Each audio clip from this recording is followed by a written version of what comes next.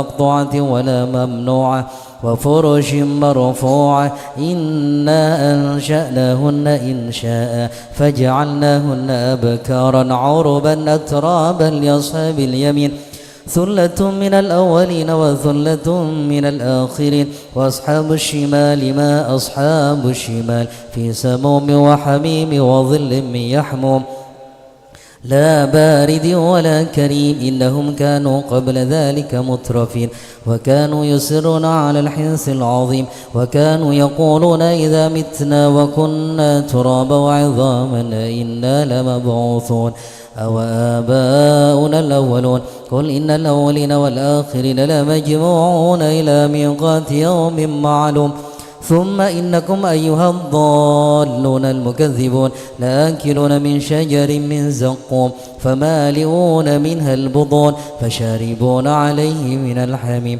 فشاربون شرب الهيم هذا نزلهم يوم الدين نحن خلقناكم فلولا تصدقون أفرأيتم ما تمنون أنتم تخلقونه أم نحن الخالقون نحن قدرنا بينكم الموت وما نحن بمسبوقين على أن نبدل أمثالكم وننشئكم فيما لا تعلمون ولقد علمتم النشأة الأولى فلولا تذكرون أفرأيتم ما تحرثون أنتم تزرعونه أم نحن الزارعون لو نشاء لجعلناه ضاما فظلتم تفكهون إنا لمغرمون بل نحن محرومون أفرأيتم الماء الذي تشربون أنتم أنزلتموه من المزن أم نحن المنزلون لو نشاء جعلناه أجاجا فلولا تشكرون أفرأيتم النار التي تورون أنتم أنشأتم شجرتها أم نحن المنشئون نحن جعلناها تذكرة ومتاعا للمقوين فسبح باسم ربك العظيم فلا أقسم بمواقع النجوم وإنه لقسم لو تعلمون عظيم إنه لقرآن كريم في كتاب مكنون لا يمسه إلا المطهرون تنزيل من رب العالمين أفبهذا الحديث أنتم مدهنون وتجعلون رزقكم أنكم تكذبون فلولا إذا بلغت الحلقوم وأنتم حينئذ تنظرون ونحن أقرب إليه منكم ولكن لا تبصرون فلولا إن كنتم غير مدينين ترجعونها إن كنتم صادقين فأما إن كان من المقربين فراح وريحان وجنة نعيم وأما إن كان من أصحاب اليمين فسلام لك من أصحاب اليمين وأما إن كان من المكذبين الضالين فنزل من حميم وتصلية جحيم إن هذا لهو حق اليقين فسبح باسم ربك العظيم اللهم سن وجوهنا باليسار ولا تهنا بالإقتار فنسترزق طالب رزقك ونستعطف شرار خلقك ونستغل بحمد من أعطانا ونبتلى بذم من منعنا وأنت من وراء ذلك كله أهل العطاء والمنع اللهم كما سنت وجوهنا عن السجود إلا لك فسن عن الحاجة إلا إليك بجودك وكرمك وفضلك يا أرحم الراحمين يا أرحم الراحمين أغننا بفضلك عمن سواك وصلى الله على سيدنا محمد وآله وصحبه وسلم سبحان ربك رب العزة عما يصفون وسلام على المرسلين والحمد لله رب العالمين الفاتحة.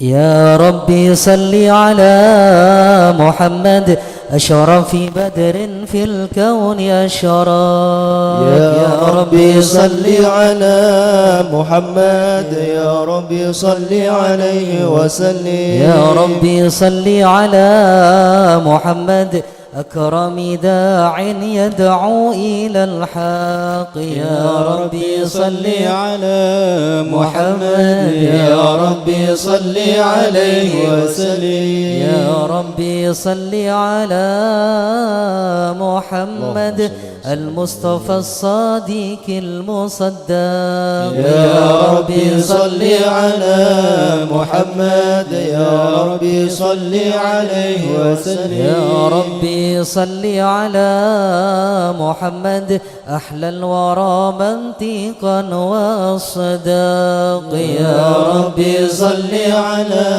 محمد يا ربي صل عليه وسلم يا ربي صل على محمد أفضل من بالتقى تحقق يا ربي صل على محمد يا ربي صل عليه وسلم يا ربي صل على محمد من بالسخاء والوفاء تخلق يا ربي صل على محمد يا ربي صل عليه وسلم يا ربي صل على محمد واجمع من الشمل ما تفرق يا ربي صل على محمد يا ربي صل عليه وسلم يا ربي صل على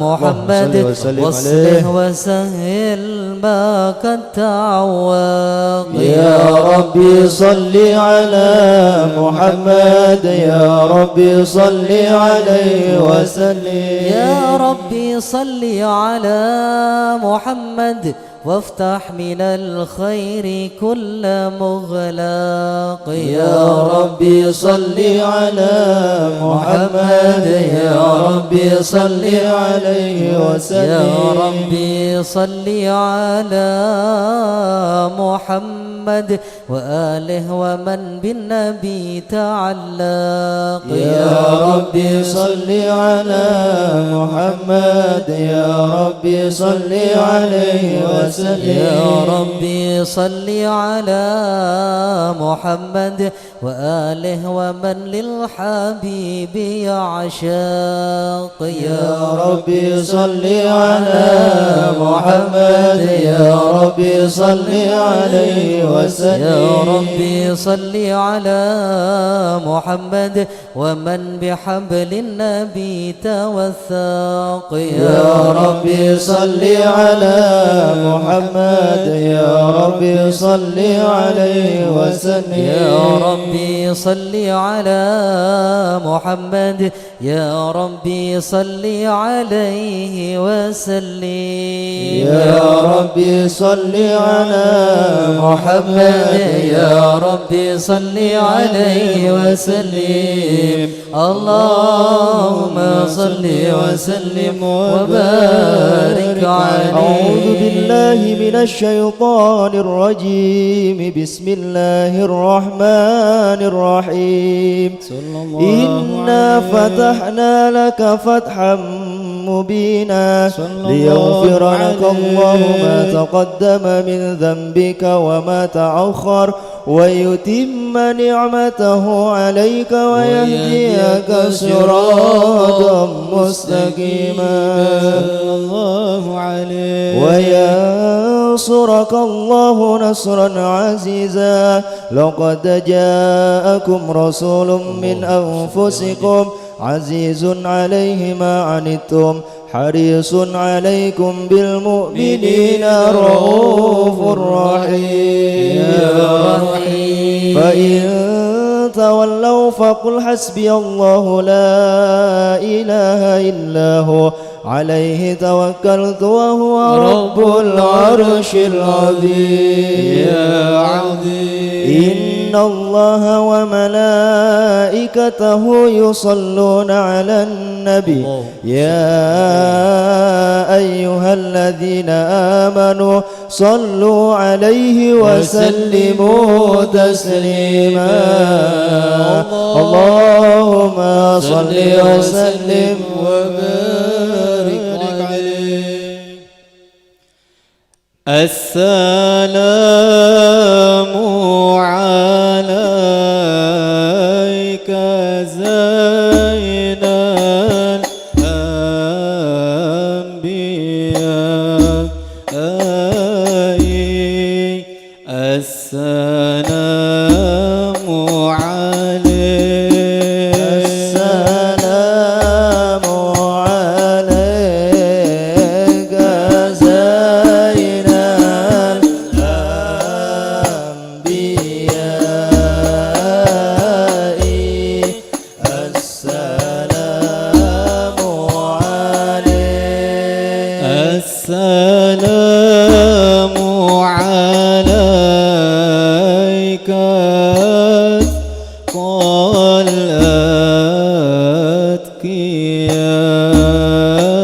الأتقياء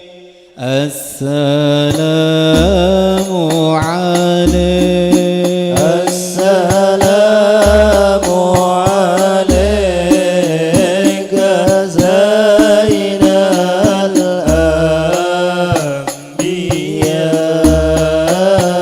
الأنبياء السلام عليك السلام عليك أصفى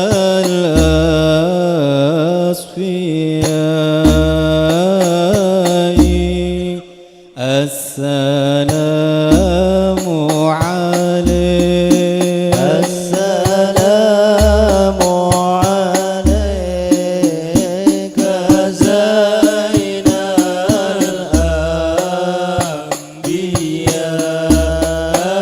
الأنبياء السلام عليك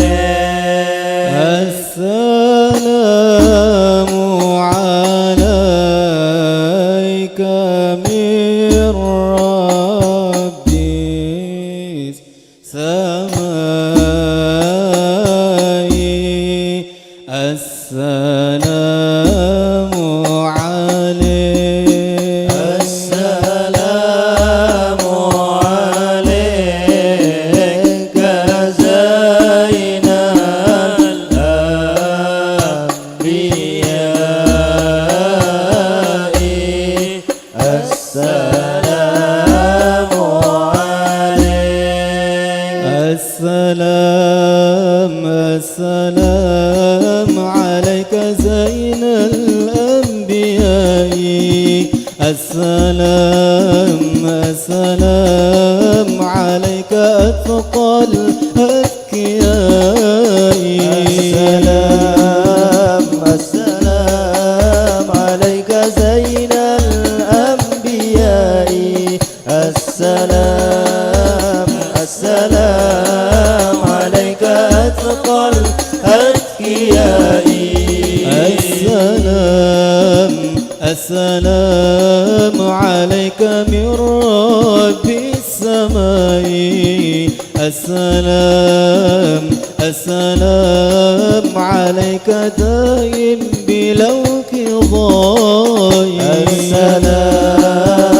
السلام عليك زين الأنبياء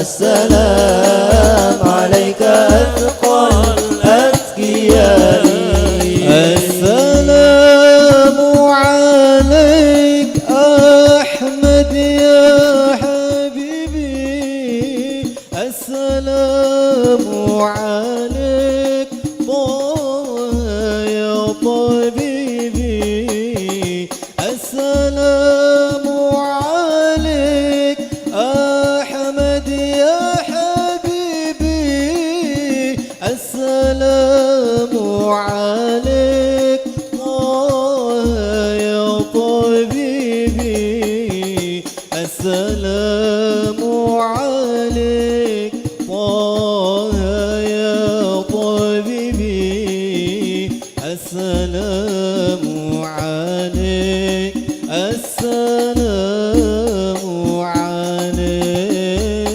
السلام عليك زين الأنبياء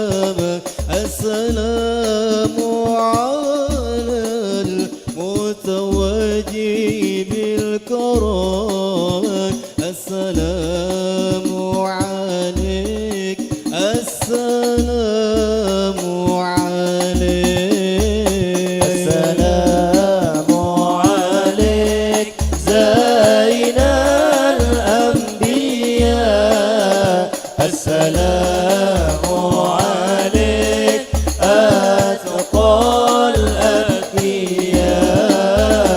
السلام عليك زين الأنبياء السلام عليك أتقى الأتقياء نفس طيبي باللقاء يا عين قري أعينا يا نفس طيبي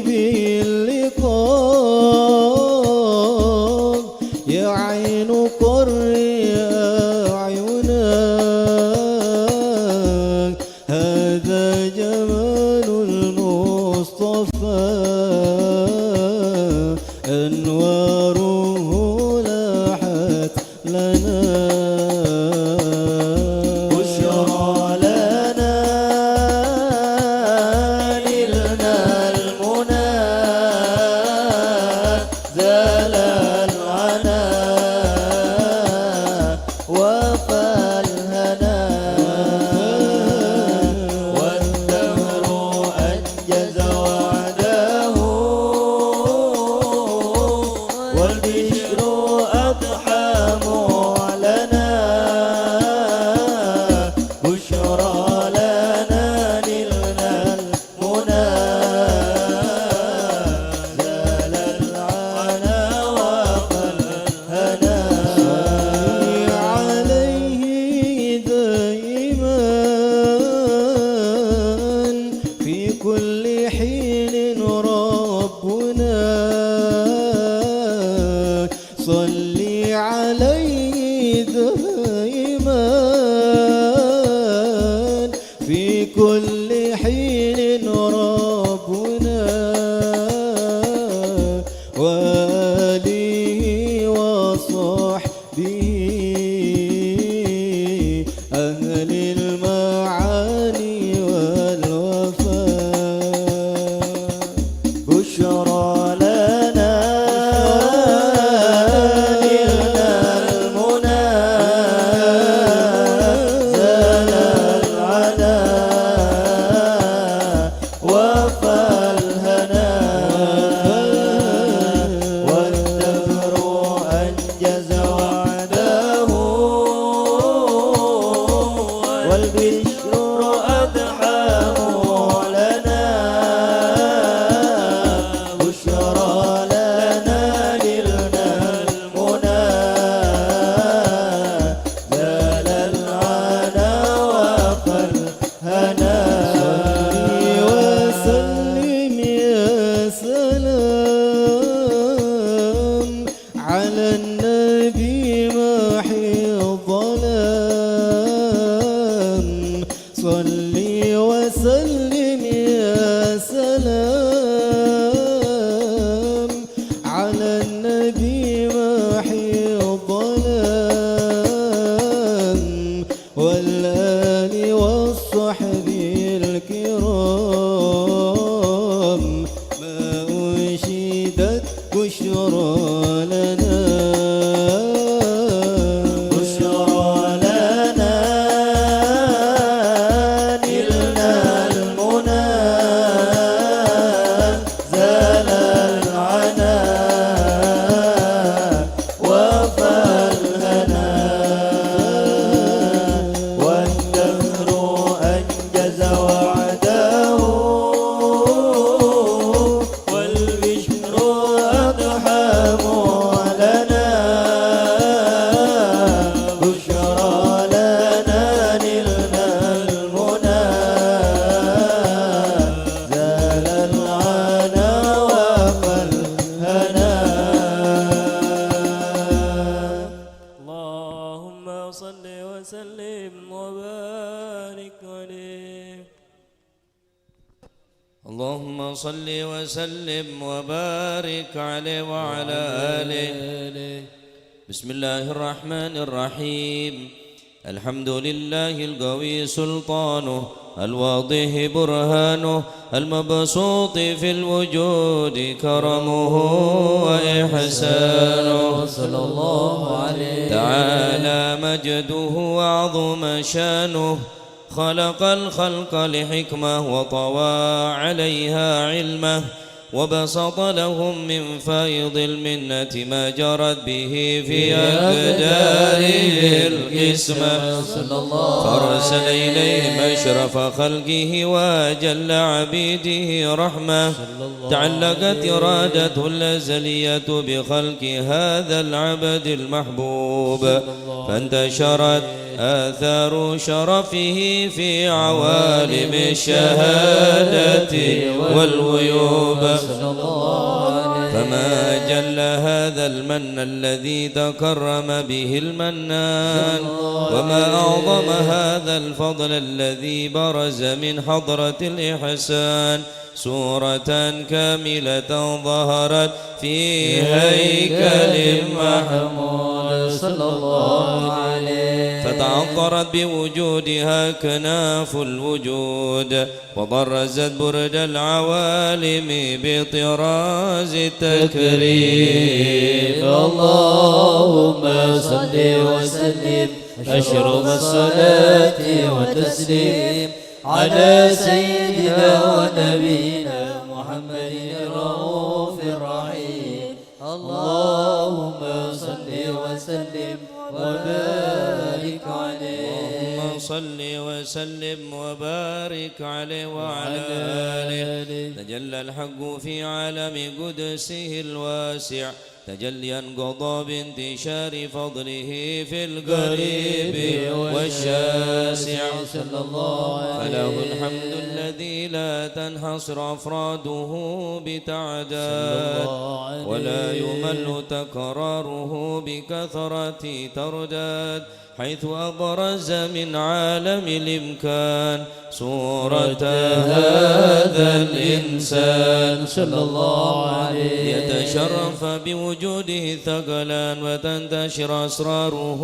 في الأكوان، فما من سر اتصل به قلب منيب إلا من سوابغ فضل الله على هذا الحبيب صلى الله عليه. يا لقلب سروره قد توالى بحبيب عم الأنام نوالا، جل من شرف الوجود بنور غمر الكون بهجة وجمالا، صلى الله عليه، فترقى في الحسن على مقام وتناهى في مجده وتعالى، لاحظته العيون فيما اجتلته بشرا كاملا يزيغ الضلالا، وهو من فوق علم ما قد رات رفعة في شؤونه وكمالا، سبحان الذي أبرز من حضرة الامتنان ما يعجز عن وصفه اللسان،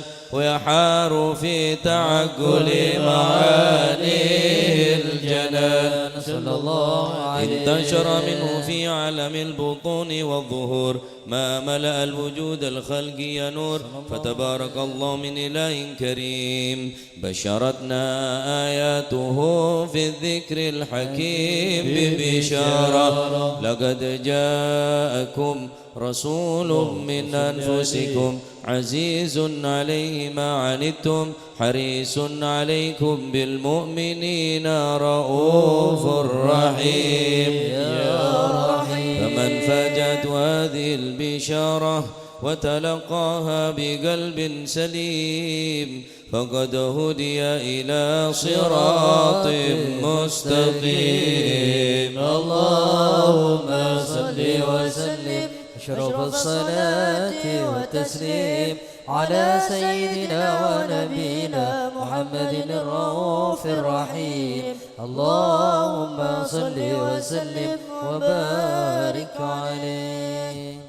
اللهم صل وسلم وبارك عليه، واشهد ان لا اله الا الله وحده لا شريك له شهادة تعرف بها اللسان عما تضمنه الجنان من التصديق بها والإذعان صلى الله عليه في الصدور من الإيمان قواعده وتلو على اليقين من سر ذلك الإذعان والتصديق شواهده صلى الله وأشهد أن عليه سيدنا محمد العبد الصادق في قوله وفعله والبلغ لله ما أمره بتبليغ لخلقه من فرضه ونفله صلى الله عليه أرسله الله للعالمين بشيرا ونذيرا صلى الله عليه وبلغ الرسالة وأدى الأمانة صلى الله وهدى الله من عليه الأمة بشرا كثيرا صلى الله فكان في عليه ذمة المستبصرين سراجا وقمرا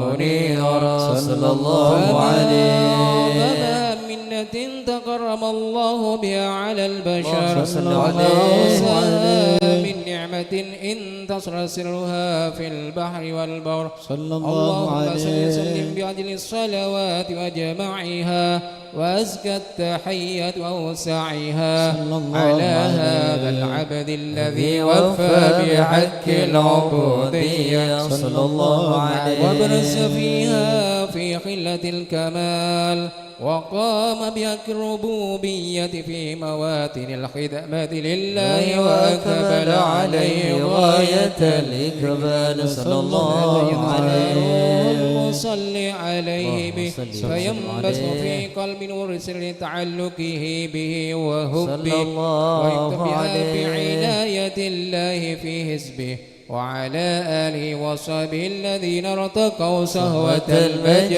في كربه صلى الله عليه أشرف الأصل بوده وهبه ما أطر الأكوان بنشر ذكراهم نسيم اللهم صل وسلم أشرف الصلاة والتسليم على سيدنا ونبينا محمد الرؤوف الرحيم اللهم صل وسلم وبارك عليه اللهم صل وسلم وبارك عليه وعلى آله. أما بعد، فلما تألقت إرادة الله بالعلم القديم بظهور أسرار التخصيص للبشر الكريم بالتقديم والتكريم، نفذت القدرة الباهرة بالنعمة الواسعة والمنة الغامرة، فانطلقت بيضة التصوير في العالم المطلق الكبير عن جمال مشهود بالعين حاول لوصف الكمال الممتلك والحسن التام والزين، صلى الله عليه فتنقل ذلك الجمال الميمون بالأنصاب الكريمة والبطون، فما من سلك ضمه إلا وتمت عليه من الله النعمة. صلى الله عليه وهو القمر التام الذي يتنقل في بروجه ليتشرف بمسجد استقراره وموضع خروجه، وقد قضت الأقدار الأزلية بما قضت، وأظهرت من سر هذا النور ما أظهرت، وخصصت به من خصصت صلى الله فكان عليه مستقرا بالأنساب الفاخرة والأرحام الشريفة الطاهرة، حتى برز في عالم الشهادة بشرا لا كالبشر، صلى الله ونورا عليه حير الأفكار ظهوره وبأر، فتعلقت همة الراقب لهذه الحروب بأن يرقم في هذا القرطاس ما هو لديه من عجائب ذلك النور معروف صلى الله عليه. وإن كانت الألسن لن تفي بعشر أوصاف ذلك الموصوف تشويقا للسامعين من خواص المؤمنين، وترويحا للمتعلقين بهذا النور المبين. صلى الله عليه فلا تعرب الأقلام عن شؤون خير الأنام ولكن أنزل إلى تدوين ما حفظت من أشرف المخلوقين وما أكرمه الله به في مولدي من الفضل الذي عم العالمين صلى الله عليه وبقيت رايات في الكون منشورة على مرئي الشهور والسنين داع التعلق بهذه الحضرة الكريمة ولا عد التشوق إلى سمع أوصافها العظيمة ولعل الله ينفع به المتكلم والسامع ويدخلني في شفاعة هذا النبي الشافي آمين ويتروحان بروح ذلك النعيم اللهم صل وسلم وشرف صلاتي وتسليم على سيدنا ونبينا محمد الرؤوف الرحيم اللهم صل وسلم وبارك عليه نبي ألبس الدنيا جمالا وزينها بنور واختشام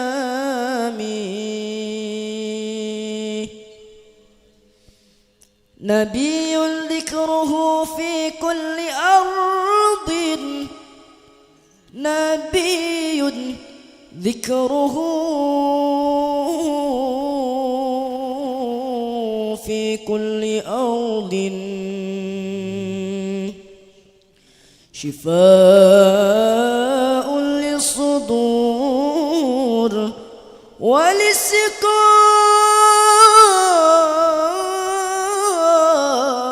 وللسقام نبي ذكره في كل أرض شفاء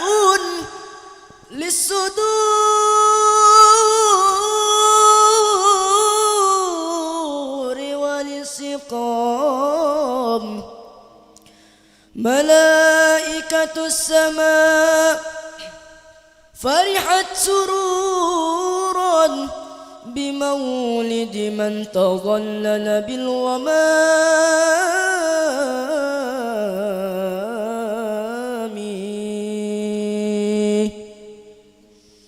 يا خير هادي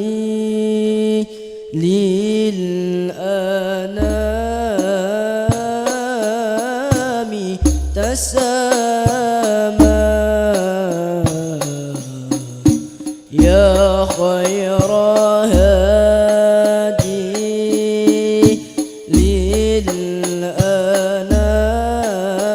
للأنام تسامى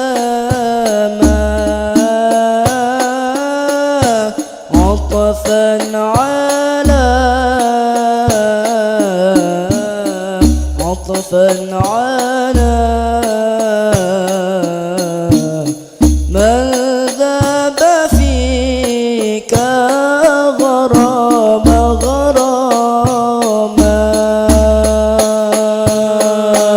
يا خير هادي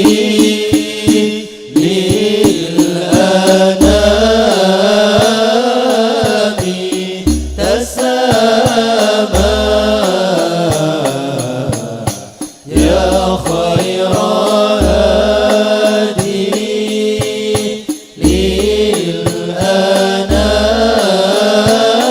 للأنام تسامى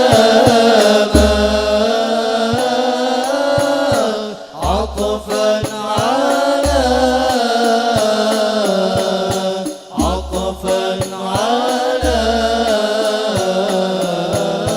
من ذاب فيك غراما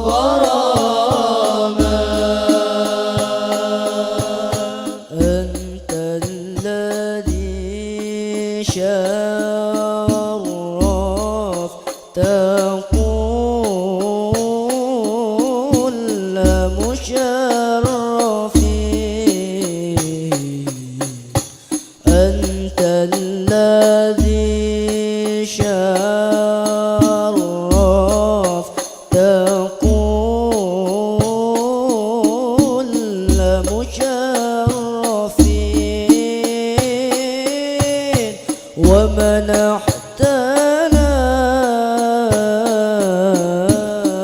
ومنحتنا يا ذا الندى يا إمام إماما يا خير هادي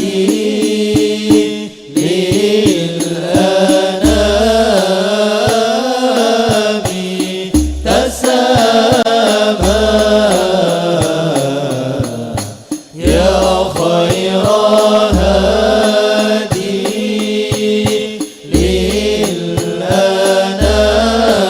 للأنام تسامى عطفا على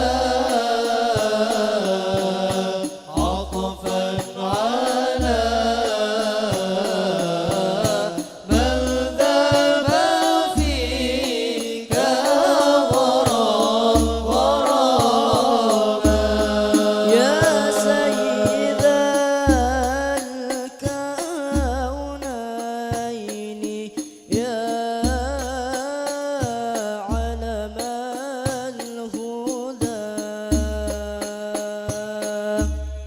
يا سيد الكونين يا علم الهدى يا من أتاك يا من أتاك يا من أتاك يا من أتاك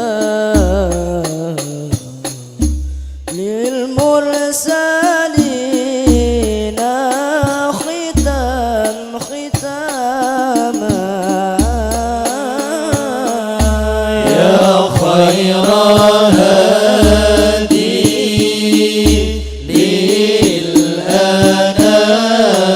للأنام تسامى يا خير هادي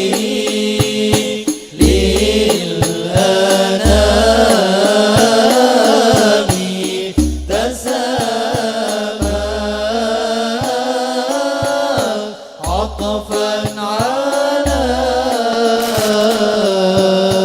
عطفا على من ذاب فيك غراما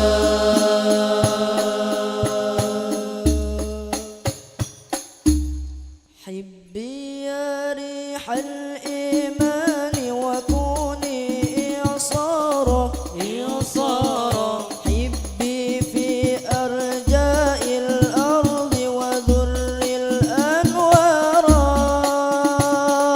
حبي يا ريح الإيمان وكوني الإعصارا إعصارا حبي في أرجاء الأرض وذر الأنوار حبي يا ريح الإيمان وكوني إعصارا إعصارا حبي في أرجاء الأرض وذر الأنوار لعل الأسرى في الأرض تغدو أحرارا فلعل الأسرى في الأرض تعدو أحرارا تنعم بالأمن من رب الكون تنعم بالأمن من رب الكون تنعم بالأمن من رب الكون حبي يا ريح الإيمان وكوني إعصارا إعصارا حبي في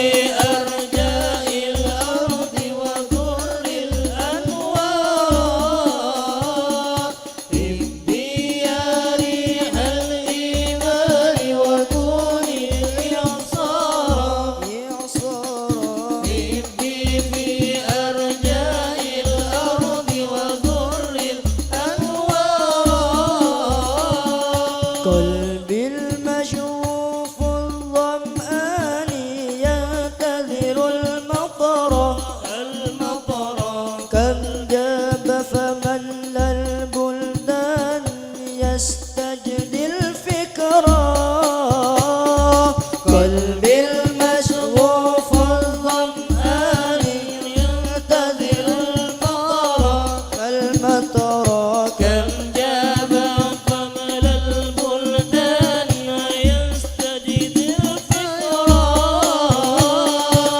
ورأى وسوسة الشيطان تستهوي البشر ورأى وسوسة الشيطان تستهوي البشر فنعى في الكبر عن دنيا الشر فنأى في الكبر عن دنيا الشر فنعى في الكبر عن دنيا الشر يا ريح الإيمان وطول إعصارا يبي في أرجاء الأرض وذر الأنوار يبي يا ريح الإيمان وطول إعصارا يبي في أرجاء الأرض وذر الأنوار يا ريح الإيمان وكنز العزة والفخر نسماتك تغمر ساحات فؤادي بالبشر يا ريح الإيمان وكنز العزة والفخر نسماتك تغمر ساحات فؤادي بالبشر تسمو تقذفني في الدنيا الخير تسمو تقذفني في الدنيا الخير فأنادي القدر أن يهدي البشر فأنادي القدر أن يهدي البشر فأنادي القدر أن يهدي البشر حبي يا ريح الإيمان وطول إعصارا حبي في أرجاء الأرض وذر الأنوار حبي يا ريح الإيمان وطول إعصارا حبي في أرجاء الأرض وذر الأنوار ولعل الأسرى في الأرض تغدو أحرارا فلعل الأسرى في الأرض تغدو أحرارا تنعم بالأمن من رب الكون تنعم بالأمن من رب العون تنعم بالأمن من رب الكون حبي يا ريح الإيمان وطول إعصارا حبي في أرجاء الأرض وذر الأنوار حبي يا ريح الإيمان وطول إعصارا حبي في أرجاء الأرض وذر الأنوار اللهم صل وسلم وبارك عليه وعلى آله الله عليه اللهم صل وصل وسلم وبارك عليه وعلى آله عليه. وقد آن للقلم يخط ما حركته فيه الأنامل مما استفاده الفهم من صفات هذا العبد المحبوب الكامل والشمائل التي أحسن الشمائل.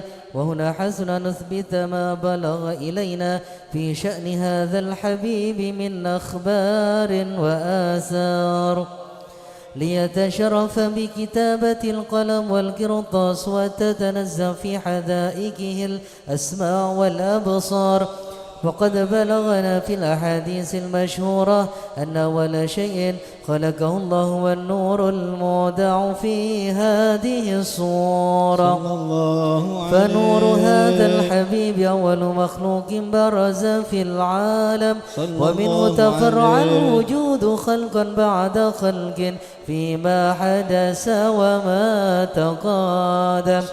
وقد أخرج عبد الرزاق بسند عن جابر بن عبد الله الأنصاري رضي الله عنهما قال: قلت يا رسول الله بأبي وأمي أخبرني عن أول شيء خلقه الله قبل الأشياء. قال: يا جابر إن الله خلق قبل الأشياء نور نبيك محمد صلى الله عليه وسلم من نوره.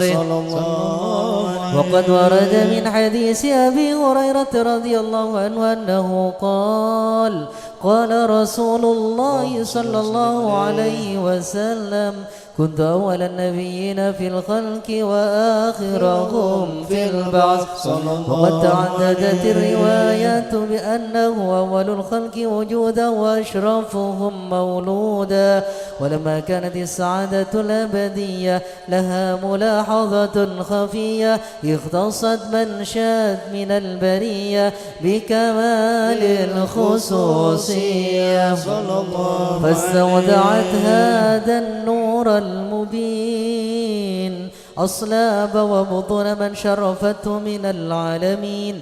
فتنقل هذا النور من صلب آدم ونوح وإبراهيم عليه السلام حتى أوصلته يد العلم القديم إلى من خصصته بالتكريم أبيه الكريم عبد الله بن عبد المطلب ذي القدر العظيم، وأمه التي هي في المخاوف آمنة السيدة الكريمة آمنة. فتلقاه صلب عبد الله فألقاه إلى بطنها فضمته أحشاؤها بمعونة الله محافظة على حق هذه الدرة وصونها، فحملته برعاية الله كما ورد عنها حملا خفيفا لا تجد له ثقلا ولا تشكو منه ألما ولا عللا،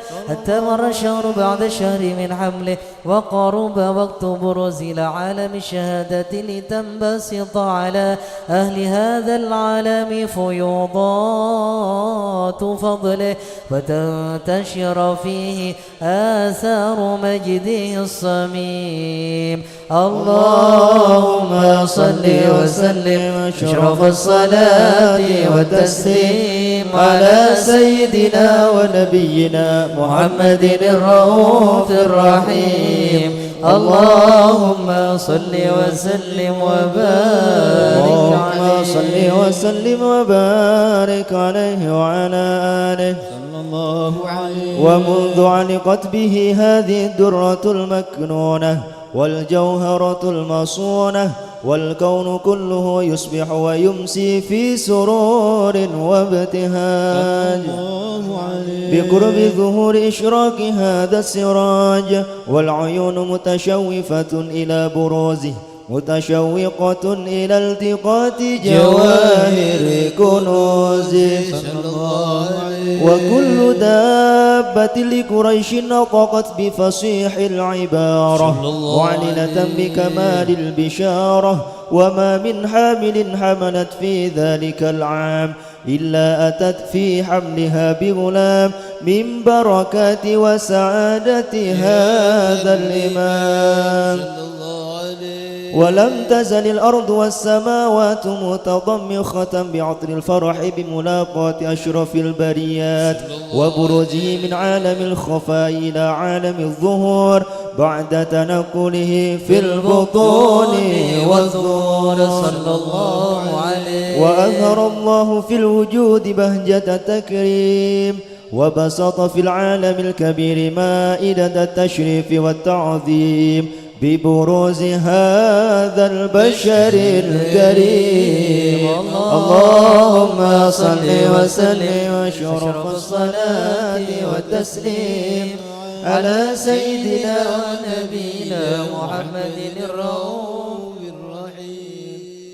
اللهم صل وسلم وبارك عليه. اللهم صل وسلم وبارك عليه وعلى آله. فحين قرب أوان ودع هذا الحبيب أعلنت السماوات والأرضون ومن فيهن بالترحيب وأمطار الجود الإلهي على أهل الوجود تثج وألسنة الملائكة بالتبشير للعالمين تعيش. سبحان الله والحمد لله ولا إله إلا الله والله أكبر. سبحان الله والحمد لله ولا إله إلا الله والله أكبر. سبحان الله والحمد لله ولا إله إلا الله والله أكبر. والقدرة كشفت قناع هذا المستور ليبرز نوره كاملا في عالم الظهور نورا فاق كل نور صلى الله عليه. وأنفذ الحق حكمه على من أتم الله عليه النعمة من خواص الأمة أن يحضر عند وضعه أمة تأنيسا لجنابها المسعود ومشاركة لها في هذا السماد الممدود صلى الله عليه. فحضرت بتوفيق الله السيدة مريم والسيدة آسية ومعهما من الحور العين من قسم الله له من الشرف بالقسمة الوافية.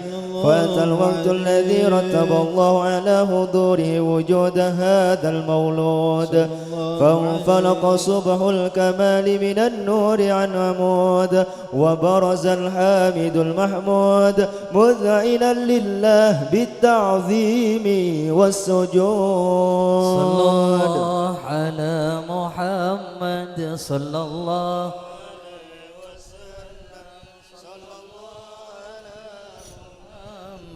صلى الله عليه.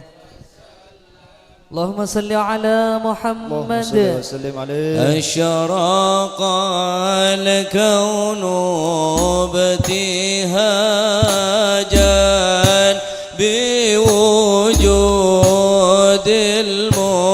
المصطفى أحمد ولأهل الكون أنس وسرور قد تجدد. سلام عليك يا رسول سلام عليك يا حبيب سلام عليك صلوات الله عليك. فاضربوا يا أهل المثاني فهزار اليمن غرد واستضيئوا بجمال فاق في الحسن تفرد. سلام عليك يا رسول سلام عليك يا حبيب سلام عليك صلوات الله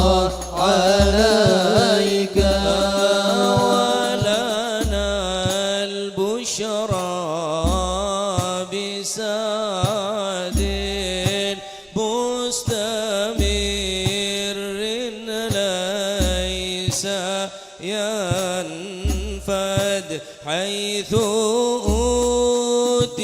أوتينا عطاء جمع الفخر المؤبى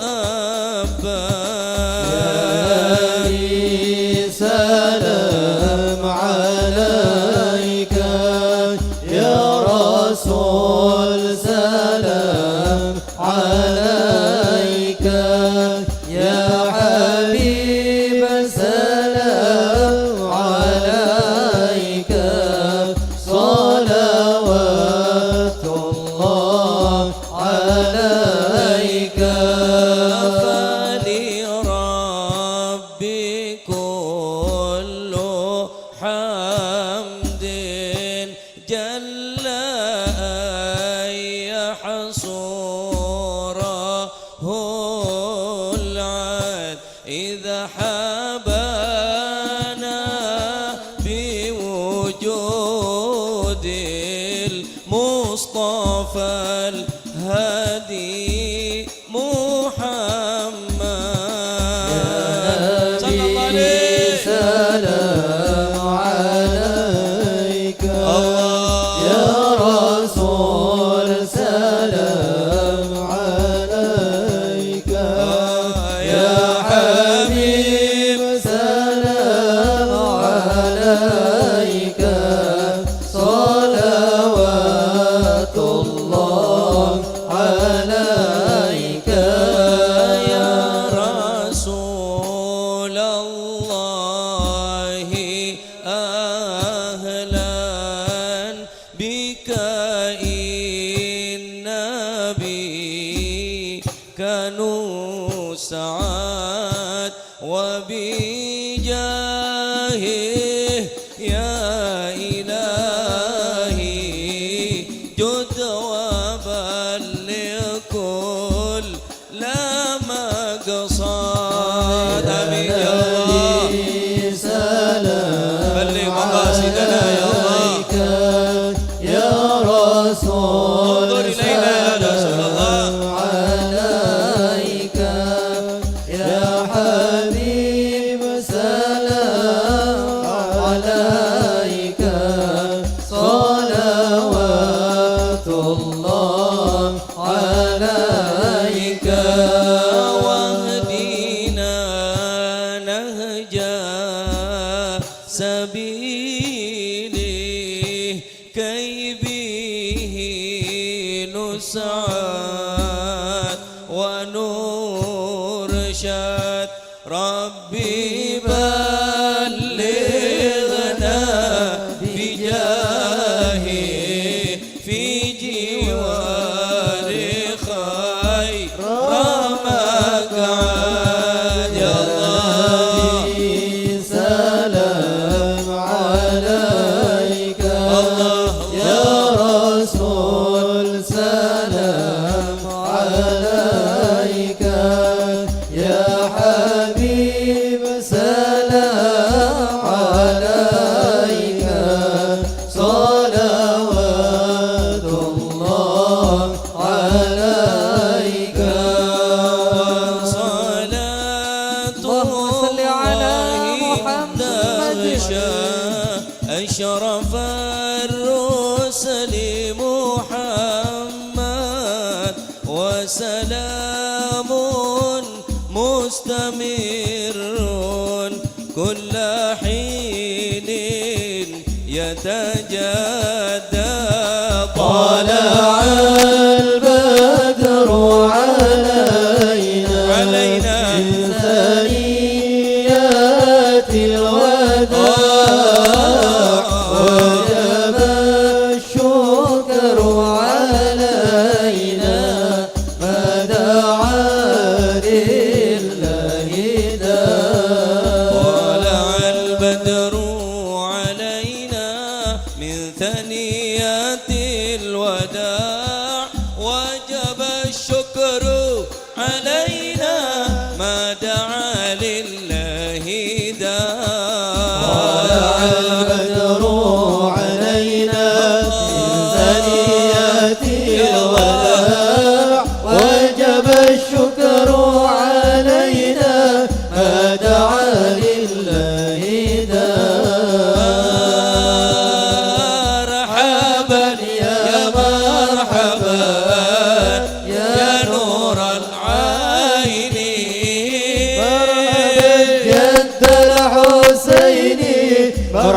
مرحبا مرحبا يا مرحبا يا نور العين يا عيني مرحبا جد الحسين مرحبا مرحبا وكريمي الأر وحمينا وكريم الأرواح منا بلقاء خير الأنام مرحبا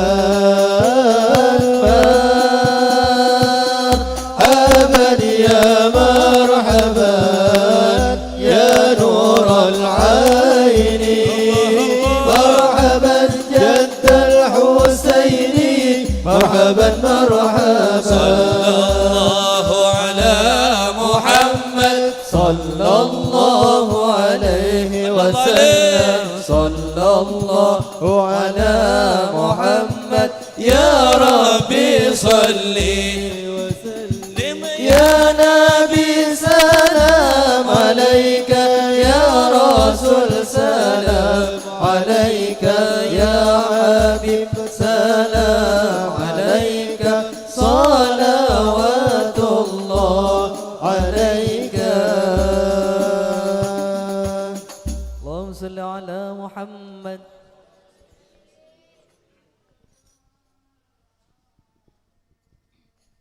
اللهم صل وسلم وبارك عليه وعلى آله ولقد اتصف صلى الله عليه وسلم من محاسن الأخلاق بما تذيق عن كتابة بطول الأوراق كان صلى الله عليه وسلم أحسن الناس خلقا وخلقا وأولهم إلى مكارم الأخلاق سبقا وأوصاهم بالمؤمنين حلما ورفقا برا رؤوفا لا يقول ولا يفعل إلا معروفا صلى الله عليه له الخلق السهل واللفظ المختوي على المعنى الجزل إذا دعاه المسكين وأجابه إجابة معجلة وهو الأب الشفيق الرحيم باليتيم والأرملة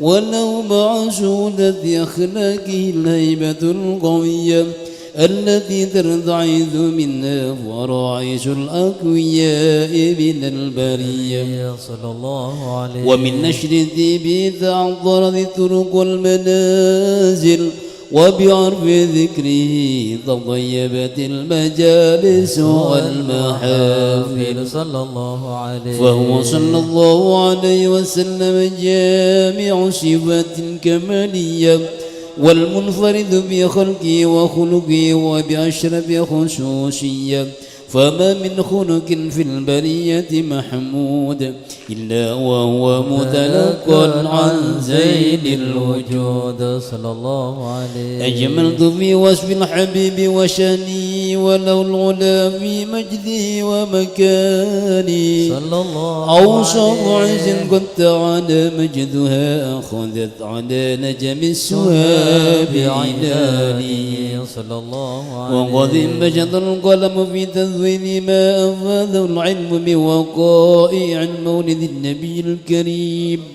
وحكاية ما أكرم الله به هذا العبد المقرب من التكريم والتعظيم والخلق العظيم صلى الله فحسن عليه مني أن أمسك أعنة الأكلام في هذا المقام وأقرأ السلام على سيد الأنام السلام عليك أيها النبي ورحمة الله وبركاته السلام عليك أيها النبي ورحمة الله وبركاته السلام عليك أيها النبي ورحمة الله وبركاته وبذلك يحسن الختم كما يحسن التكذيب فعليه أفضل الصلاة والتسليم. اللهم صل وسلم أشرف الصلاة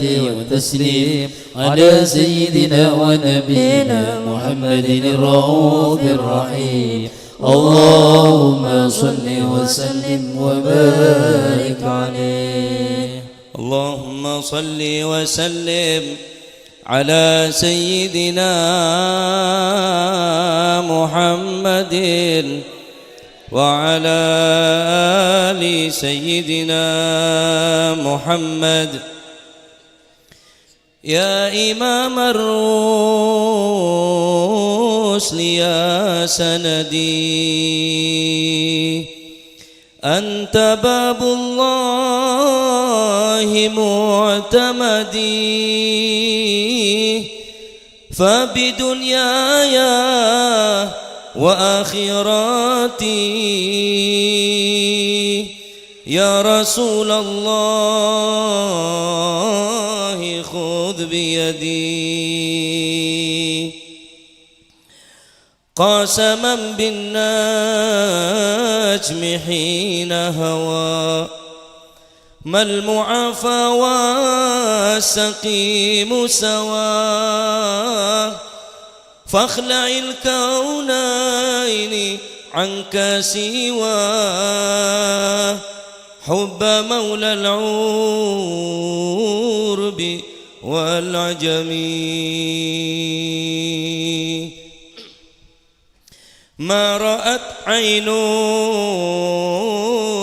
وليس ترى مثل طه في الورى بشرا خير من فوق الثرى آثارا طاهر الأخلاق وشيم. يا إمام الرسل يا سندي أنت باب الله معتمدي. الله فبدنياي اللهم صل عليه وآخرتي يا رسول الله يا رسول الله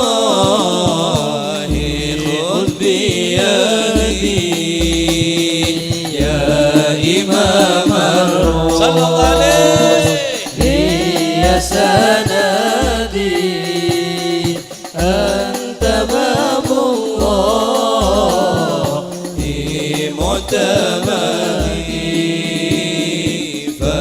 فبدنياي الله وآخرتي يا رسول الله يا رسول الله خذ بيدي. قسما بالنجم حين هوى ما المعافى والسقيم السوى فاخلع الكونين عنك سوى فمولى العرب والعجم حب مولى العرب والعجم. يا إمام الرسل صلى الله عليه يا سندي أنت باب الله معتمدي. اللهم صل وسلم عليه فبدنياي وآخرتي يا رسول الله خذ بيدي. ما رأت عين وليس ترى ما رأت عين وليس ترى مثل طه في الورى بشرا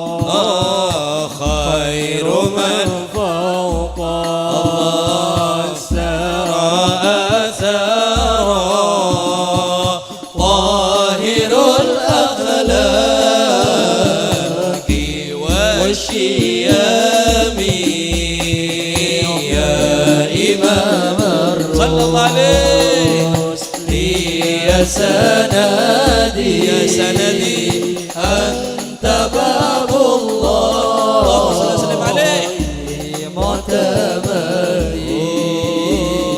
فبدنياي وآخرتي يا رسول الله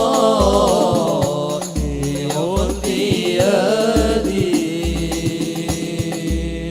اللهم صل وسلم وبارك عليه.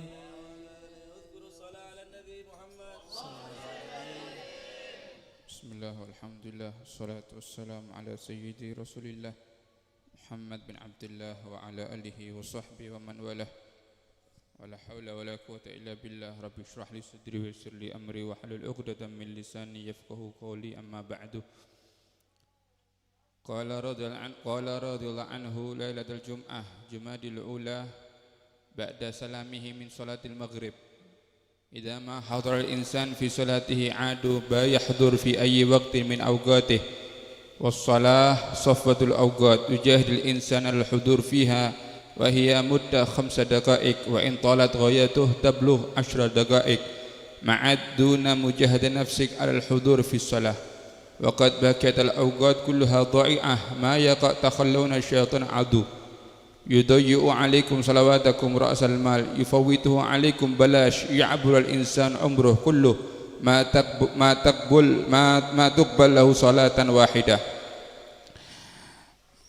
Habib Ali beliau mengatakan setelah salam maghrib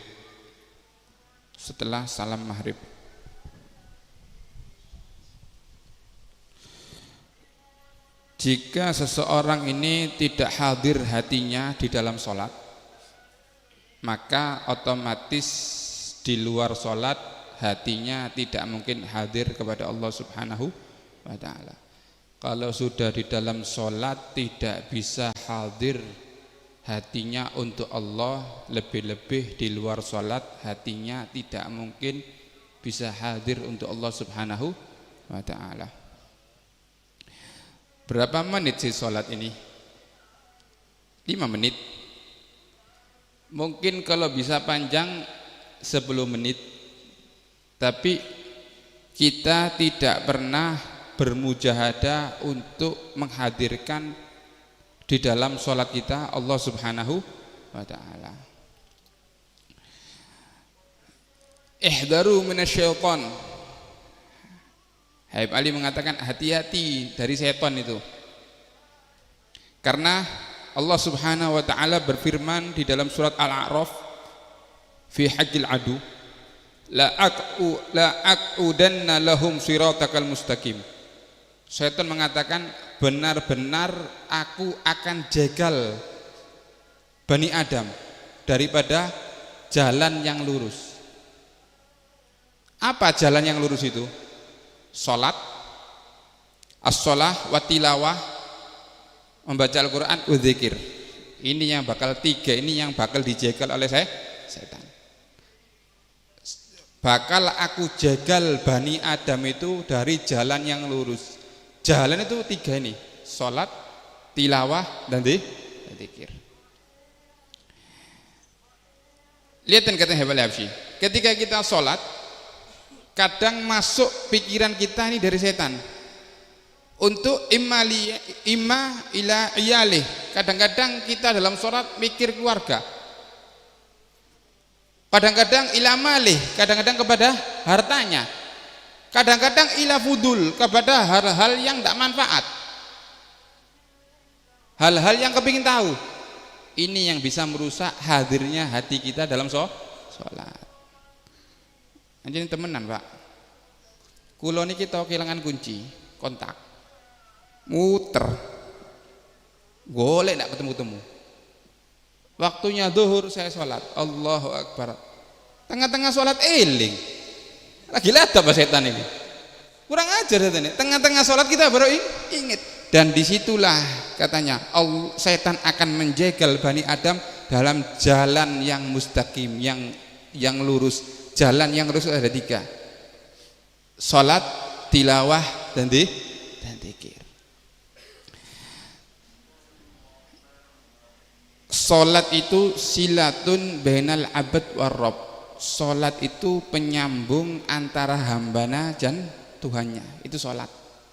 Kalau sudah dalam salat kita tidak nyambung sama Allah, di luar salat kita tidak mungkin nyambung sama Allah. Anda kalau punya HP, sinyalnya elek, tidak mungkin nyambung, Pak. Apa boleh tandi pulsa tambah tak kira nyambung. Kalau Anda punya HP, sinyalnya jelek, lebih-lebih Anda tidak punya pulsa, Anda tidak mungkin nyambung. Begitu juga kita. Kalau dalam kita, sholat kita tidak bisa nyambung dengan Allah, ya sudah selesai. Ya sudah selesai. Makanya, Beb, kalau tidak bisa khusuk, Beb, khusuk wis. Khusuk. Pokoknya jangan sampai kita ingat kepada yang lain. Kadang-kadang Jumatan delek sepeda rada keliru pikiran kok. Allah, aduh keliru parkiran iki. Allahu Akbar Jumatan, iki sepeda ndek jowo iki. Elang 20 juta kredit boleh aja. Inilah pentingnya kalau sudah sholat kita wajib ingat kepada Allah Subhanahu wa ta'ala. 3 wasiat Rasulullah SAW. Bada telok wasiat Rasulullah. Sebelum Kanjeng Nabi wafat, bada telok wasiat Rasulullah. As-shalah, hati-hati salat. Wa malakat aimanukum, wa ma malakat aimanukum. Yang punya budak perhatikan, tetangganya perhatikan. Yang ketiga Allah finisa, hati-hati keluarga. Yang punya keluarga perempuan hati-hati. Yang punya anak perempuan hati-hati. 3 wasiatnya Rasulullah. Yang pertama adalah salat. Kadang-kadang kalau kita lihat ada pemabuk, kita merasa neka orang jubuk, neka orang tak bener neka. Tapi terkadang beda orang sing tak abejeng panjenengan biasa klero, Pak. Mon orang tak abejeng neka suruh minta istidabah, suruh tobat. Tak abejeng boleh suruh istidabah, tak abejeng sembelih. Asli ini umpama, mon beda Indonesia tak oleh sampean masuk sampean. Hukum fikih. Kan iya kan diminta untuk tobat, mon tak gelem. Allahu Akbar, korban lah. Asli ini ojo dicoba neka beb tak abejeng seket lah beb. Paham nggih? Hati-hati ketika sholat kita perhatikan subuhnya, kita perhatikan zuhurnya, maghrib, asar, kita perhatikan. Lebih-lebih kita kalau mau sholat kita belajar khusyuk. Al-Imam Ali Zainal Abidin neka kompoi Kanjeng Nabi, kompoi langsung, Pak. Ketika mau wudhu beliau wajahnya sudah merah. Ditanya, kenapa ya Imam kok sampai wajahmu merah, kenapa? Kata Imam Ali, aku mau menghadap kepada siapa? Aku mau menghadap kepada Allah Subhanahu wa ta'ala. Aku mau sholat, Allahu Akbar, dinamakan takbiratul ihram. Allahu Akbar, takbiratul ihram sing halal jadi haram, Pak. Kalau sudah Allahu Akbar haram panjenengan ngombe. Sing biasanya halal ngombe santri, Allahu Akbar sembayang ngombe sak gelas haram batal. Allahu Akbar yang biasanya halal kita berbicara ngomong sak dawan-dawan panjenengan gedabrus cerita. Kalau sudah Allahu Akbar haram kita berbicara. Makanya ketika sholat hati-hati. As-sholatu imaduddin, faman aqamaha faqad aqamaddin, waman tarakaha faqad hadamiddin. Sholat itu tiangnya agama. Siapa yang menjalankan sholat berarti dia menjalankan agama. Siapa yang meninggalkan sholat berarti dia yang menghancurkan agama. Bukan orang kafir sing menghancurkan agama. Neka orang kafir, bukan. Yang menghancurkan agama adalah orang-orang Islam. Jumatan tak abejeng, tojuk beda sabe, rokokan. Kan lama tabrak boleh. Pasah tak pasah. Rokokan beda dalan rokokan, ngombe es. Neka kurang dalilnya kita harus menghormati orang yang tidak puasa. Klero, Pak. Hormati orang yang puasa. Kalau ada perempuan haid, mohon beda orang yang perempuan haid. Ketika haid kan boleh makan ya, boleh tak puasa. Ketika haid itu tidak boleh dianjurkan makan depannya suami. Beda meronggi, beda sate, beda meronggi, beda tempe tahu pecek. Sing laki basah, sing bine oleh extra jos.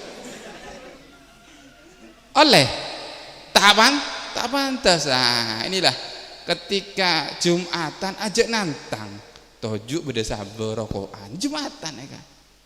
Kabi berangkat Jumatan ya tak Jumatan buka kelambi. Wow.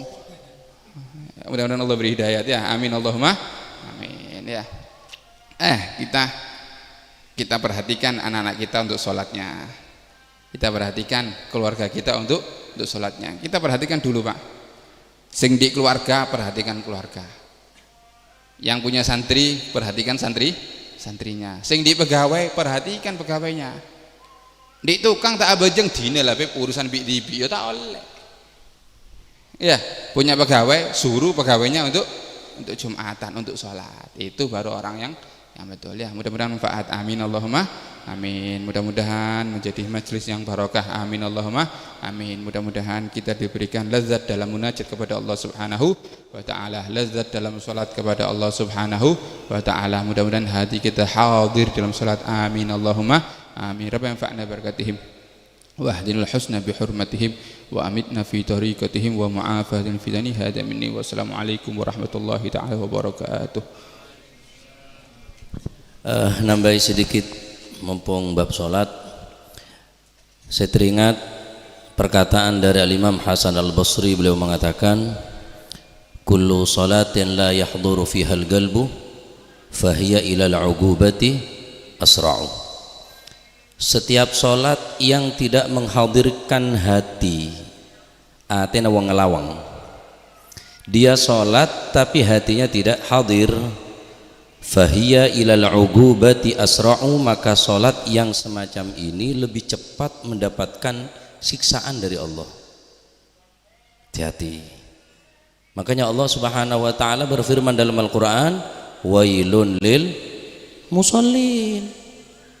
Wailun ay ismu wadin fi jahannam, satu nama lembah jurang di dalam neraka. Siapa mereka yang akan masuk ke jahannam?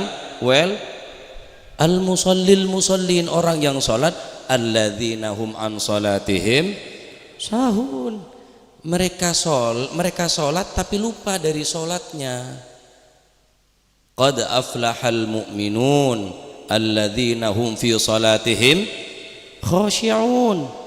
Orang yang beruntung adalah mereka orang yang salatnya bukan asal-asalan tapi salatnya khusyuk. Nih Al-Fakir teringat contoh dari Al-Habibana Al-Ustaz Taufik.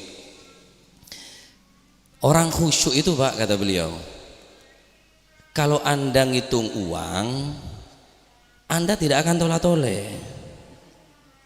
Ki khusyuk noleh titik keliru sing abang iki sora. Ngocol mercon tuar pancet. Ngeng pancet. Woi, yut. Khusyuk. Nah, kata Habib Umar, bagaimana kita kepengen khusyuk? Takhusyuk, berusaha untuk khusyuk, khusyuk. Walaupun syarat daripada khusyuk sangat berat bagi kita.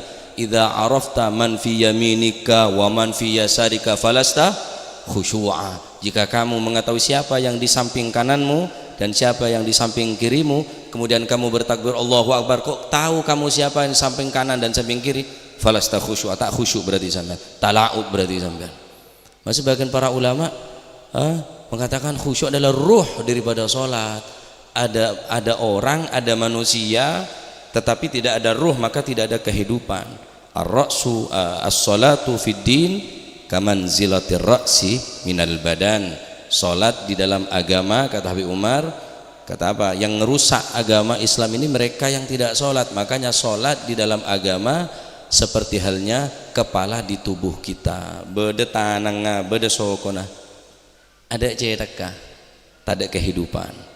Beda cetakah? Tandi tanang, tandi soko. Insyaallah. Masih abine dua maju insyaallah. Sementing ngodi. Ya, cetak itu penting, paham ya? Maka usaha khusyuk. Ya walaupun dak remacara nacan Habib Umar kala, mun Habib Umar Allahu Akbar kuncine elang pas ngapa aku lebih sambian, Pak. Ditambah tak rokaruan pula. Ya kene cukup kelotok Allahu Akbar elang berempat rakaat. Kene kelotok padahal. Masya Allah, terima kemanfaat. Nyonda ke Allah Subhanahu wa taala sebagaimana doa Nabi Ibrahim alaihissalam, Rabbi ja'alni muqimas salati wa min dzurriyyati rabbana wa taqabbal du'a rabbana ighfirli wal walidayya walil mu'minina yauma yaqumul hisab amin ya rabbal alamin. Hadza minni, assalamu alaikum warahmatullahi wabarakatuh.